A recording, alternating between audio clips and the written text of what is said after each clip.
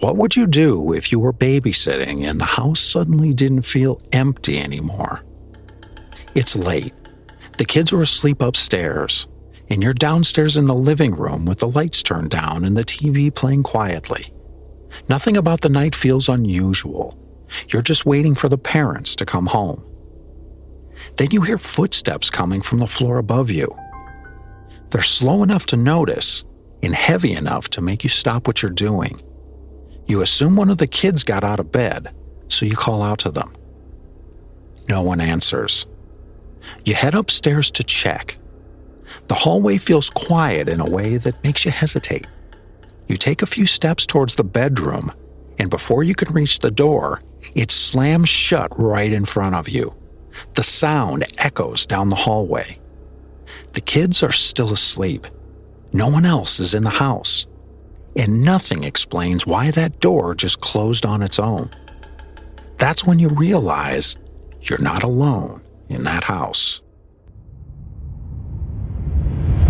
In the late 1980s, a family in Wisconsin bought a wooden bunk bed for their kids. It was ordinary and exactly the kind of furniture thousands of families brought home every year. They set it up in the kids' room and didn't think twice about it. Not long after, the atmosphere inside their house began to change. At first it was subtle, easy to ignore, and easy to explain away.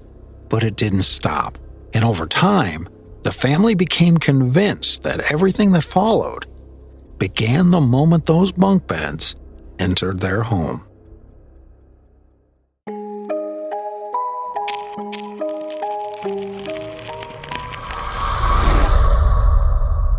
Hey, it's Robert.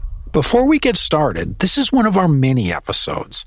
These are the shorter, more laid-back episodes where I talk through something strange or interesting without all the extra production and cinematic build-up that the full episodes get. Today's story comes from Wisconsin, and it centers on an ordinary set of bunk beds and a series of events that eventually drove a family out of their home. This is the story of the Tallman Bunk Beds. When the Tallman family brought the bunk beds home, nothing seemed off. The kids liked them, the room looked fine, and the house felt normal. A few days later, that started to change. One night while the family was eating dinner, a small radio in the kids' room suddenly turned on at full volume. It didn't fade in. It clicked on hard and blasted static through the house. They shut it off. It turned itself back on. They unplugged it, and it still came on. Sometimes it switched stations on its own, jumping from static to voices and back again, as if someone were standing there playing with the dial. Not long after that, the kids began talking about someone they were seeing in their room. They described a woman with long hair who stood near the doorway or the closet and never said anything. The parents assumed it was imagination, bad dreams, or stories feeding into each other. Then one of the kids said they woke up in the middle of the night and saw a figure standing near the ladder of the bunk bed, staring at them with glowing red eyes. After that night, the room stayed cold for hours at a time, even when the rest of the house felt warm. The activity didn't stay in the bedroom. Objects began moving throughout the house. A chair slid across the kitchen floor when no one was in the room. Toys rolled out of corners as if someone had pushed them. Cold spots appeared without warning. You could walk out of a warm room and suddenly feel freezing air wrap around your legs, even though nothing else in the house had changed. One afternoon, a wooden cross hanging on the wall fell and shattered on the floor. No one was near it. Nothing had brushed the wall. The mother later said it felt like the house itself had turned against them. Even the father, who tried to stay rational, began noticing movement he couldn't explain. He would catch something out of the corner of his eye near doorways, like something stepping back just as he looked. Every time he checked, the room was empty. Before long, the family stopped turning the lights off at night. As the days passed, the activity didn't just continue, it settled into a pattern. Nights became the hardest. The kids started waking up crying and asking not to sleep in their room anymore. They said someone was standing near the bunk beds, watching them and waiting until the lights were off. Sometimes they said the room felt crowded, even when no one else was there. The parents tried sleeping in the room with them, hoping it would help. It didn't. They heard footsteps moving back and forth across the floor late at night, slow enough to count, like someone pacing. When they went upstairs to check, everything was quiet. Doors were found open in the morning. Cabinets were left standing wide open too. Lights were on in rooms no one remembered entering, and the cold became constant. It wasn't limited to one spot anymore. It showed up in hallways, near doorways, and around the bunk beds themselves. You could feel it wrap around your legs or shoulders without warning, then disappear just as quickly. Everyone was exhausted. Sleep became shallow and restless. Every sound at night felt sharper, and every quiet moment felt heavy. Without realizing it, the family began changing how they lived inside their own home, staying together in the same rooms and avoiding parts of the house that felt wrong.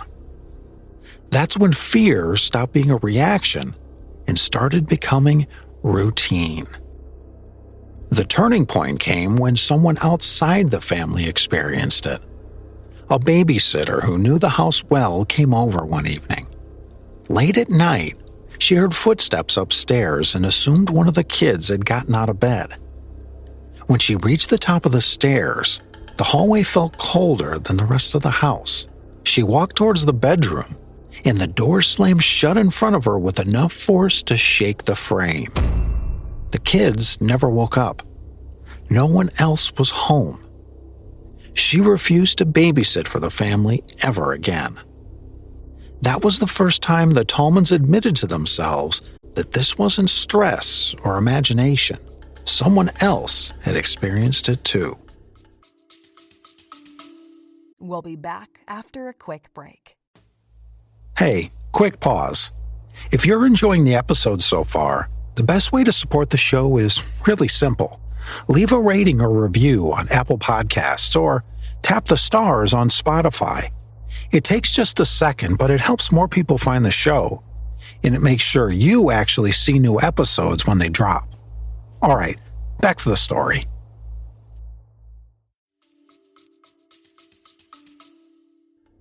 In the days leading up to that night, the father had already started feeling like something in the house was focused on him.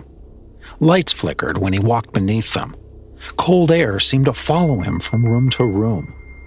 Late at night, he heard movement start near the kid's bedroom and stop just outside his own door, as if someone were standing there. The night everything finally broke, he woke suddenly with the feeling that he was being watched. When he stepped into the hallway, he saw a tall figure at the far end. It didn't move right away. It stood there, hunched slightly forward, its head tilted towards him. The eyes were red. Believing it was an intruder, he rushed towards it. Before he could reach it, the figure vanished. The hallway didn't return to normal. The air pressed in on him. The lights flickered violently. The house felt like it was vibrating around him. Then a voice whispered his name from right beside him, close enough that he felt it. The walls shook. The floor vibrated. He ran back into the bedroom, woke his wife, grabbed the kids, and told them they were leaving immediately. They never slept in that house again. They didn't pack carefully. They grabbed clothes, shoes, and whatever they could reach without going upstairs more than necessary. No one wanted to be alone in any room, especially near the kid's bedroom. Before they left, the father went back inside to turn off the lights. As he walked through the living room, he heard movement upstairs again, slower this time, like someone deliberately pacing. He didn't go up. He shut the door and locked it behind him. That was the last night the family spent in the house. The family stayed with relatives, believing that distance would end whatever had been happening. For a short time, things were quiet. Then one night, the father heard a voice outside the window calling his name. He said it sounded exactly like what he had heard inside the house, with the same tone and the same presence behind it. He refused to go back. Neighbors noticed the family wasn't living there anymore, and word spread quickly. Cars began driving past the house at night, and rumors took on lives of their own. Eventually, the family asked their pastor to bless the house. After that, things calmed down, but the Tallmans had already made their decision. They dismantled the bunk beds, took them outside, and destroyed them. After that, the activity stopped completely.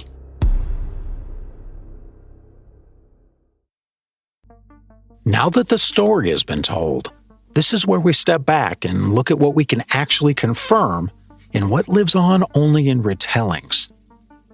The Tallman family was real, and they lived in Wisconsin during the late 1980s. Their case was featured on Unsolved Mysteries, which confirmed the family, the timeline, and the core sequence of events. The bunk beds were real too, and the family consistently said the activity began after they brought them into the house. There's no documented history tied to the beds and no record connecting them to earlier events. It's also unclear whether the bunk beds were bought new or secondhand. Some people point to the idea of an attachment, which would make more sense if they were used, but that detail isn't confirmed in early accounts. The babysitter's experience stands out as one of the strongest elements of the case because it involves a non-family witness. Her account of the footsteps and the slamming door appears consistently across versions of the story. Police were called, but there's no record of officers witnessing anything paranormal. They responded to a distressed family and found no obvious explanation. Many of the other details, including the radio turning on, the figures seen by the children, the red-eyed apparition, and the voice calling the father's name, come directly from the family's testimony. These details are repeated in interviews and summaries, but they aren't independently documented. The destruction of the bunk beds is something the family said they did, and there is no physical record beyond their statements. One reason this case still circulates today is because it appeared on Unsolved Mysteries, a show known at the time for treating cases carefully. The episode didn't present a conclusion. It didn't claim the bunk beds were cursed, and it didn't suggest possession or a specific cause. Instead, it presented the family's experience and left the question open. That mattered. Once a case appeared on Unsolved Mysteries, it tended to take on a second life. Details were repeated, emphasized, and sometimes exaggerated as the story moved from interviews to books to forums and videos. Over time, darker and more dramatic versions of the Tallman story began circulating. New elements appeared that weren't part of the early retellings, while others became more extreme. What stayed consistent were the core events. The activity beginning after the bunk beds arrived, the babysitter's experience, the father's encounter, and the family leaving the house. That consistency is one reason the case continues to draw attention decades later. As with most cases that sit between documentation and experience, the Tallman bunk bed story has attracted a range of theories. Some people believe the bunk beds acted as a trigger, not because they were cursed, but because they came from another environment and brought something with them. Others believe the timing was coincidence, and stress played a role, with fear building over time and feeding back into itself. There are also environmental explanations, including electrical issues, temperature fluctuations, and the normal sounds of a house at night, all of which can feel overwhelming once fear takes hold. And then you've got the explanation the family leaned toward. that something in the house responded to attention, escalated when it was acknowledged, and stopped once the object at the center of it all was removed. None of these theories fully account for every detail, and that's why the case remains unresolved.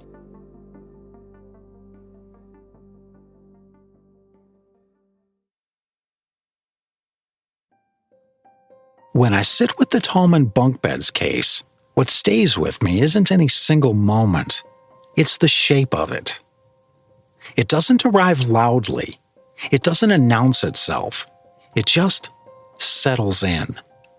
And that's unsettling in a very specific way. Nothing about this story starts out strange. There's no reason for alarm, no moment where someone should have known better.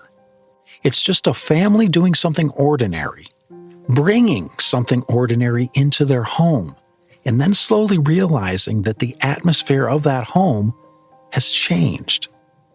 And I keep coming back to how gradual it is. The early experiences are the kind of things most people would try to explain away. Sounds, movement, a feeling that something's off. Things that don't immediately demand belief or disbelief. They just sit there, unresolved. And that unresolved feeling builds. What's hard to shake is how the fear spreads. It doesn't stay with one person. It moves through the house, through the family, through people who weren't looking for it, like the babysitter. And once that happens, it stops being just a personal experience and becomes something shared. That's when it gets heavier. Because whether you see this as a haunting or as a case of stress and suggestion feeding on itself, the end result is the same. The house stops feeling safe. And once that happens, everything else changes. I think that's why this story lingers. Not because it proves anything, but because it doesn't resolve. There's no clear moment where you can point and say, that's what it was. There's just a family reaching a breaking point and deciding they can't stay. And that decision says more than any explanation ever could. It reminds me how fragile our sense of safety really is, how much we rely on our homes to be neutral ground, and how deeply unsettling it is when that trust breaks down, even if we can't fully explain why. The Tallman case doesn't demand belief. It just asks you to sit with uncertainty, to consider how easily the familiar can become uncomfortable, and how once that shift happens, it's almost impossible to undo.